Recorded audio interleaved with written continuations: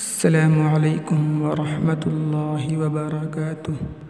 امید ہے کہ آپ حضرات خیریت سے ہوں گے۔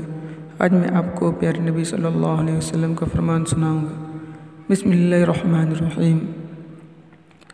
حضور پاک صلی اللہ علیہ وسلم نے فرمایا، بد نصیب ہے وہ شخص جو والدین جو اپنے ماں باپ کی خدمت کر کے ان کی دعا نہیں لیتا اور لوگوں سے کہتا پھرتا ہے کہ میرے لیے دعا کرنا۔ بد نصیب ہے وہ شخص جو فجر کے وقت سویا رہتا ہے اور لوگوں سے تنگی رزق کا شکوہ کرتا ہے۔ بد نصیب ہے وہ شخص جو نماز عشاء نہیں پڑھتا اور دعاؤں میں پرسکون نیند تلاش کرتا ہے۔